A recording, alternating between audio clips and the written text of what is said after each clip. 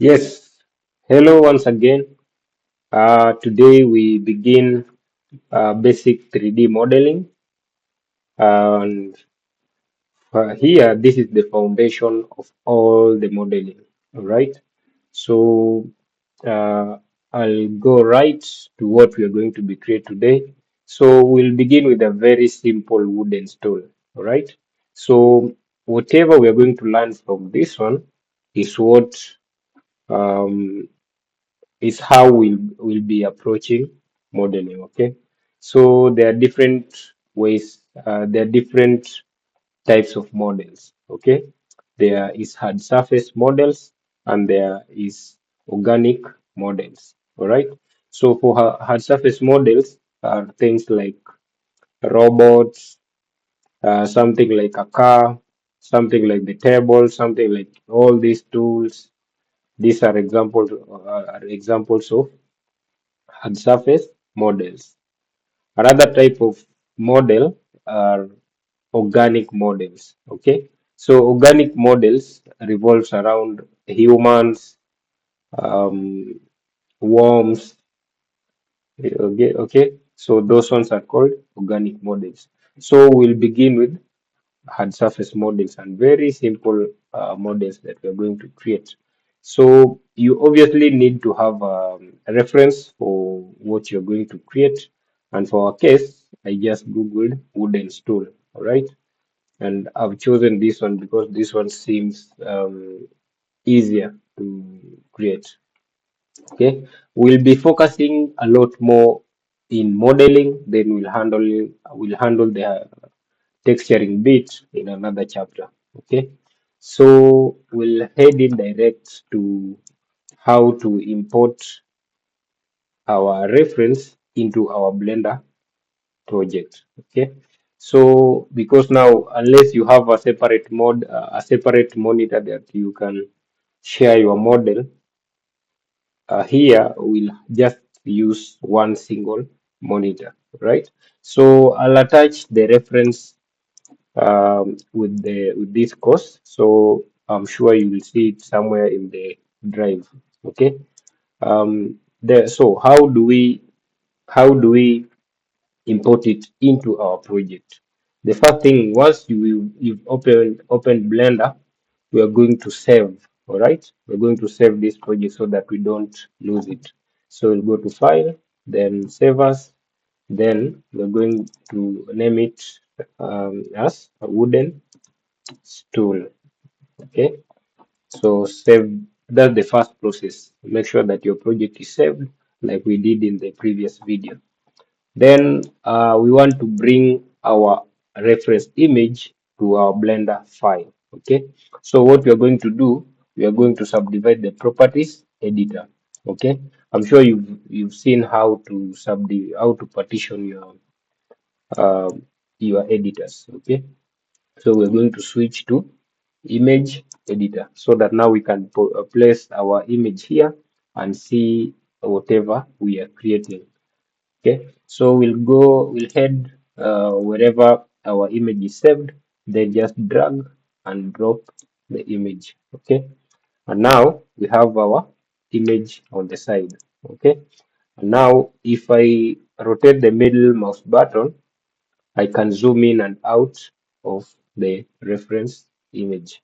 Okay, so with this whole scene, we have the camera and we have the light. And I don't think we will be working on the camera and the light now.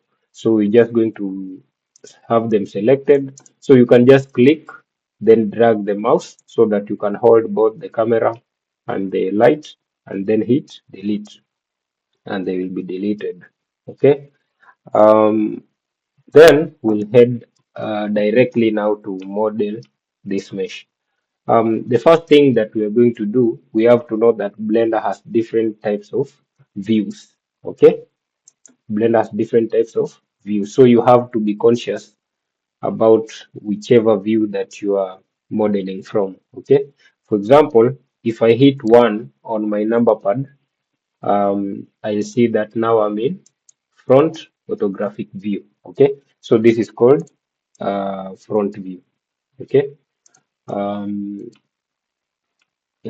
In case you don't have the number pad, I'm sure some of you might not be having the number pad. For example, when I say the number pad, let me use my, assume this is your keyboard. There's numbers here, and then there's numbers here. All right. So this is the number pad. Okay. This is what we call the number pad. It's not this one. So if you hit one here, that won't function. Okay. With other keys here, right? So there are keyboards that have this number pad, and there are others that don't have the number pad. Okay. So in case you don't have the number pad, just use these buttons. Okay. For example, if I go back to user perspective view and hit Y on this small transform movement button here, I'll switch to photographic view. Okay. If I click it once again, I'll switch to back. Now I'll have switched it to back photographic view. Okay. If I click Z, now we have what we have here is the top photographic view. All right. Otherwise, if you have the number pad, you have to hit 7. All right. So if I hit 1 on the number pad, I'll switch to front orthographic view. If I hit 3, I'll be on the right orthographic view. If I hit 7, I'll be on the top orthographic view, and so on. Okay. Okay. So you can either use the number pad or use these buttons. Okay. That's how to switch between different types of views. Okay. So that is very important.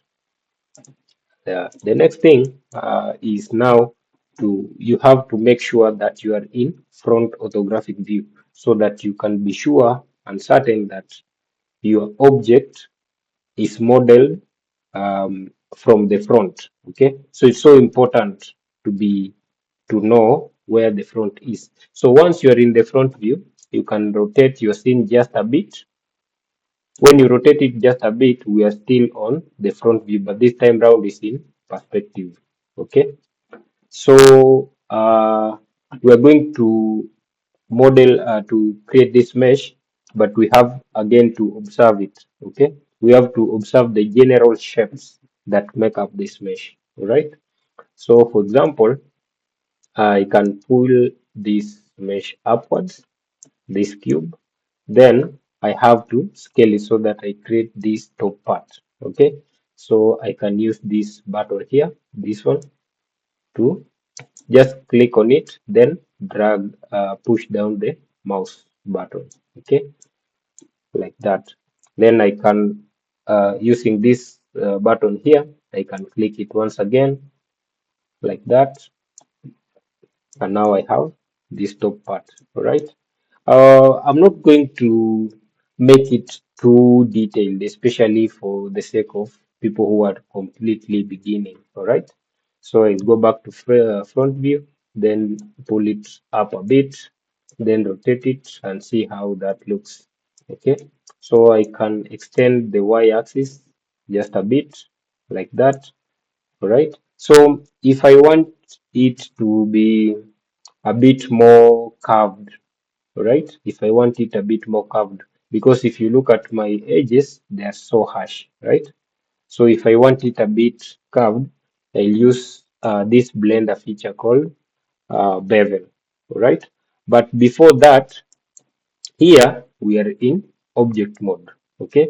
In object mode, we said you can just manipulate a few aspects of your model. For example, you can scale, you can rotate, you can move around, but you can't create, for example, this shape. Okay. So for you to create any other shape apart from the few manipulations that you can do in object mode, you have to switch to another mode called edit mode. Okay. There are other modes of um, editing our mesh, but right now we'll only switch to edit mode. Okay, so when we switch to edit mode, you'll notice that now we have some dots, and then we have lines, and then we have some kind of faces. Okay, so you have to know what these are. Okay, for example, let me use this pen. This dot here is called a vertex. Okay, this dot here is called a vertex. Okay, this line is called an edge. Okay, that's called an edge. Then this face here is called face. All right. So every object inside Blender is made up of vertices, edges, and faces. Be it a character, whatever it is that you're creating has to be made up of vertices, edges, and faces. So two vertices make up an edge. Two connected vertices make up an edge. All right. Then two or three or four vertices, edges make up a face. Okay. So if I say edge, you'll understand that this is the line. It's the line that we mean. If I say vertex, know that it's this uh, dots. Okay. Then faces is the whole combination of vertices and edges. Okay. All right. So that's what we call. That's what make up the object. Okay. So in edit mode, to make this part smooth, we are going to use a feature called bevel. Okay.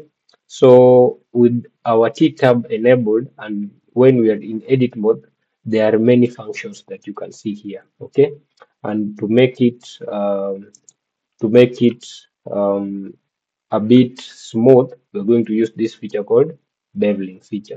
Okay, so we are going to select everything, and to select everything, you can either hit A for apple. So A to select all our all our vertices, edges, and faces. Okay, but if you decide to select this way, you can select yes, but you'll some you might end up not selecting all your faces because they are hidden. Okay, so you have to be very careful on how you select. All right. um for example, I want to use this is called box select. Okay, this is called box select. So if I enable this here is called our X-ray. All right, this is our X-ray. So if I want to select all my vertices or my edges and not bypassing others, I'll have to enable my X-ray feature. Okay, you have to enable the X-ray feature. And now, if you hover around, you can say you'll select even the hidden parts. Okay, so you have to be really careful on how you do your selections. So you've made your selection, you can either use the shortcut Control B, or you can use this feature here, still bevel. So with that feature selected, if I move closer to this part, then just click on this circle.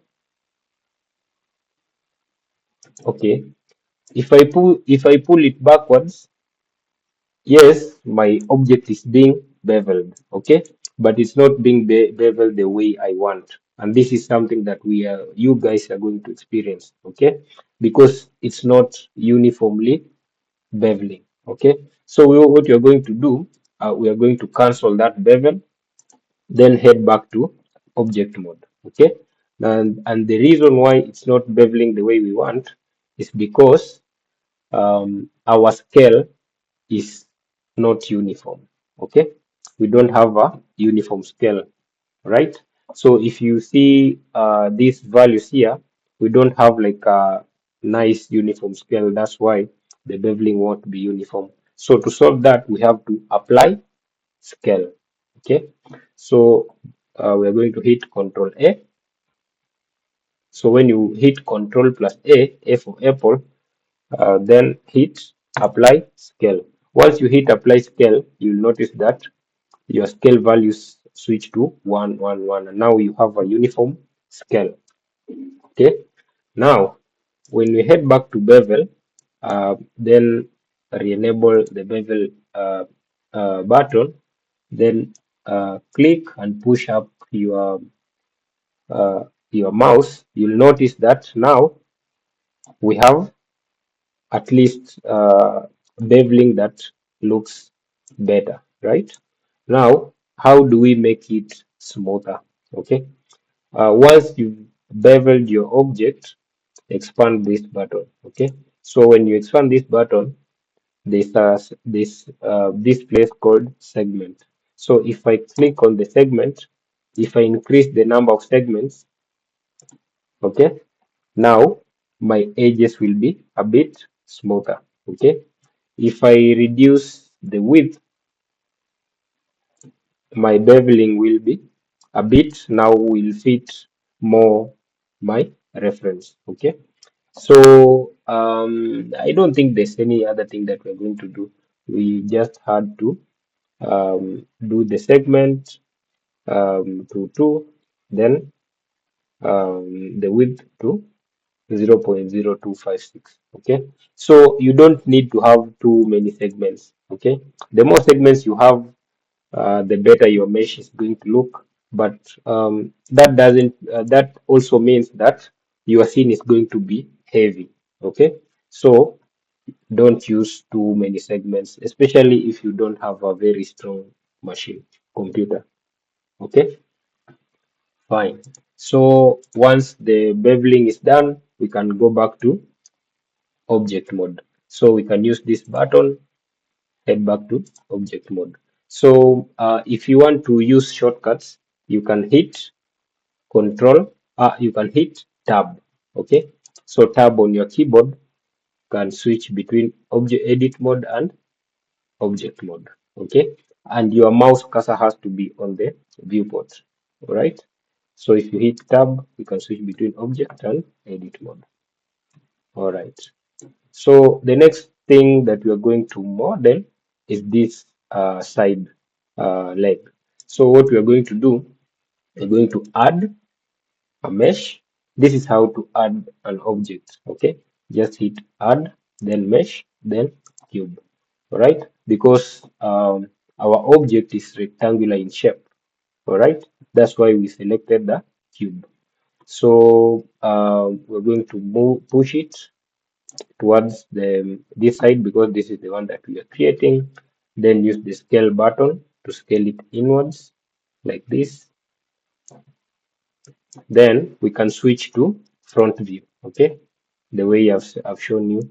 Then we can reposition this leg like that, something like that. Then we can head into edit mode, then switch to face mode. Okay, now the vertices, edges, and faces that we talked about, this is where to switch. Okay, you can either be in vertex mode here. Now we can select our vertices, or in edge mode.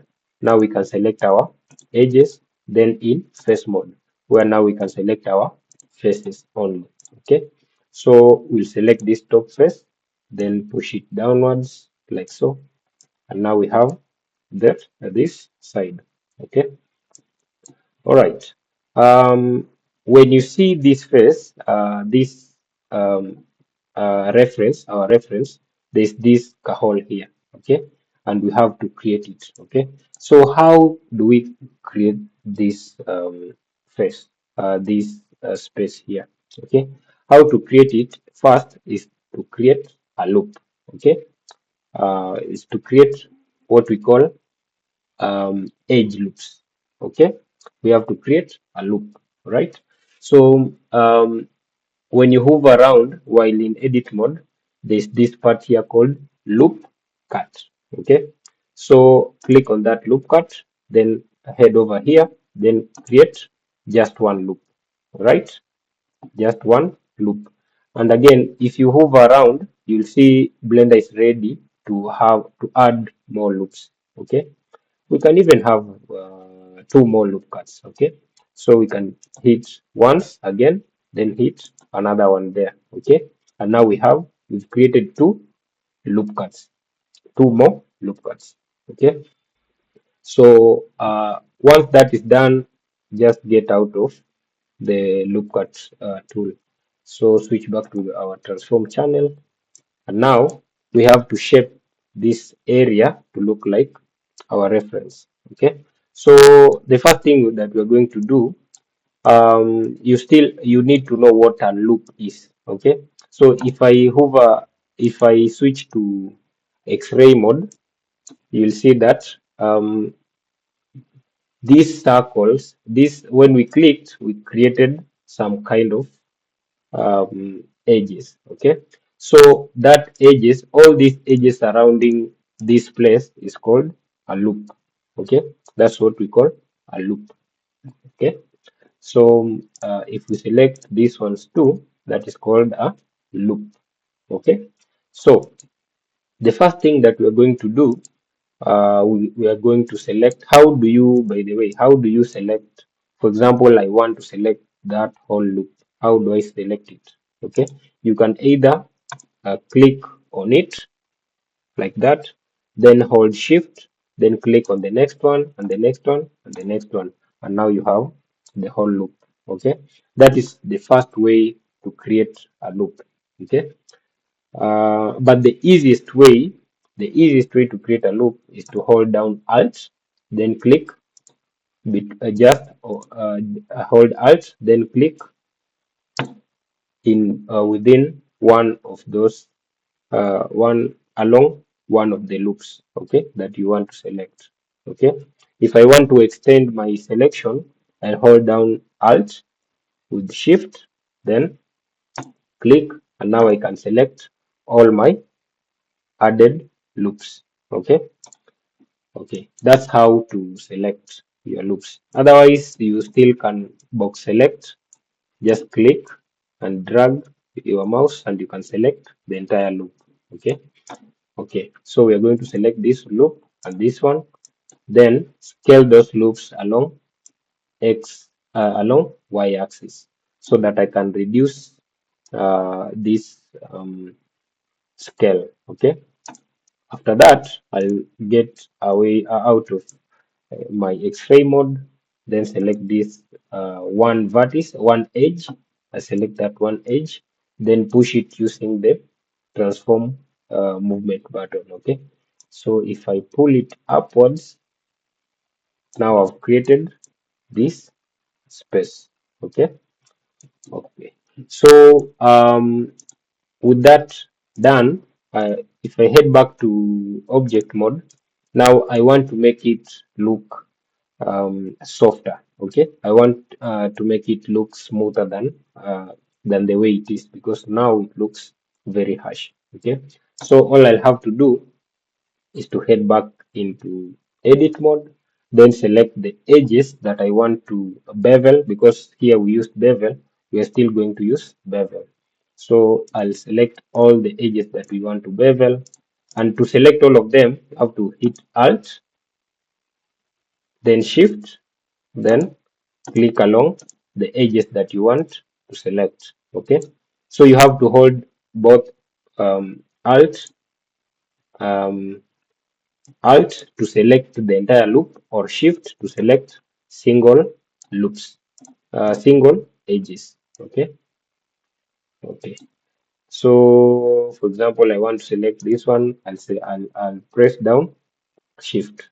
Okay, that one. Okay, and now I want to bevel those selected edges. So I can either use this feature, the bevel feature, or use shortcut. Okay, and shortcut is Control plus B. Okay, I suggest that you have a small notebook to at least to jot down these shortcuts.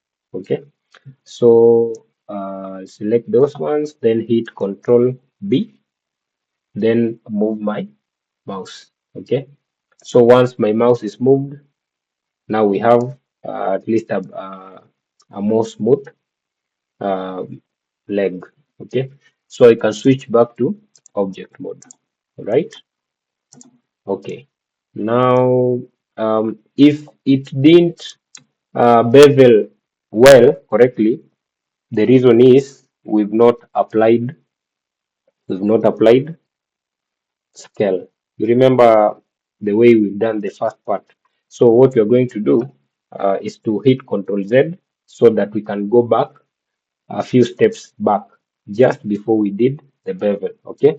Then switch back to object mode using the tab key so that we can go.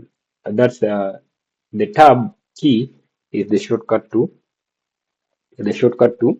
uh, switching between object and edit mode. Okay, so let's look at the scale.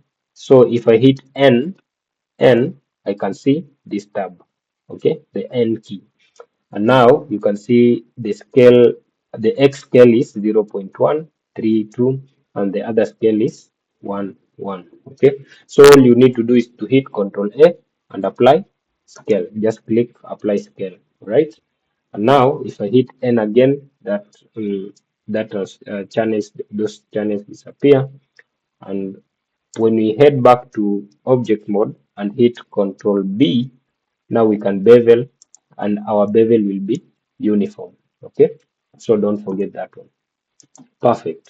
So what we are going to do, let's head back to front view, and now we can duplicate.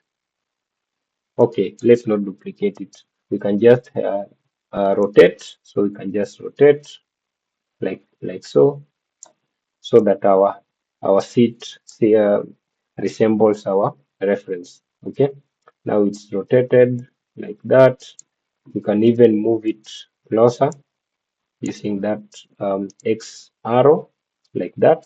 And now we need another leg this other side. Okay, we can't again start creating that same thing. Okay, that will take too long. Okay, Blender has a feature called the mirror feature. Okay, so um,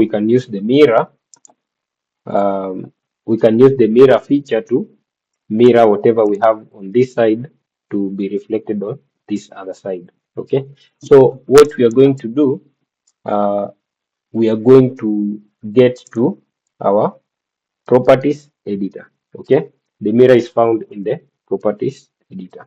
And now in the properties editor, go to the modifiers um, button here. We have so many other buttons, okay? But now here we have the modifiers properties button, okay? So click on it, then add modifier, then come to generate here, then switch to where you can see the mirror, okay? So just click on the mirror, okay? So once we've added the mirror, we can't see the mirror right now, okay? Even though we are in front view. Okay, the reason we are not seeing the mirror is because the mirror is here, but it's not hidden. All right, uh, it's not aligned the way we want. Okay, and that's what we are going to learn. Okay, for example, if I enable Y on this mirror modifier, we still can see it because it's mirrored on the y-axis. Z, we can see it because it's mirrored on the z-axis. Okay, so let's just disable all these ones, and we are going to select our mirror object. Okay, this part. Okay, so using this eyedropper, you can click on it, click on the eyedropper till you see your mouse has switched to an eyedropper, then select our cube. Okay, so when we click on our cube, our leg is going to be mirrored on this other side. Okay, that's how to mirror an object. But don't worry, this is the same thing that we are going to be doing over this course, and it will be very understandable. Okay, so I've noticed that my leg is too bent, so I'm going to return just a bit like that, and now it looks better. Okay, another thing, if I'm on the front view, make sure that your object is sitting on the floor. Okay, make sure that your object sits on the floor. Okay, and also make sure that this top object sits straight on top of our center of our world. Okay, fine. So how do we create this part here? Okay, so to create this part is very easy. What we are going to do, we are going to use our existing mesh. Okay, so to use our existing mesh, we're going to select this part, then we are going to duplicate it. Okay, so that we can have two. Okay, so what we're going to do, how do we duplicate a mesh in Blender? Okay, to duplicate a mesh, you hit Shift D. Okay, Shift plus D, D for dog. Now we have duplicated our mesh. Make sure that the said mesh is selected before you can Shift D. Okay, okay. So we're going to rotate it like that. Make sure that your rotation is 90 degrees. So um, you can expand this car box here. Once you've rotated, there's this box um, that appears. Okay, and this box disappears immediately you click outside um, or you do anything outside this object. Okay, and it will not reappear again. Okay, so I'm going to delete it once again and repeat the process. So hit Shift D to duplicate. So once I've duplicated, the mesh sticks on my mouse. Okay, okay. So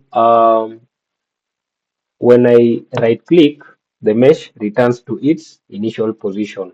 Okay, that's that happens. You should do that to ensure that your object is um, remains in the same position. Okay, so I'll rotate it along x-axis, then use this box that appears to make sure that I rotate it around 90 degrees. Okay, so just write 90, then hit enter, and now it's 100% 90 degrees.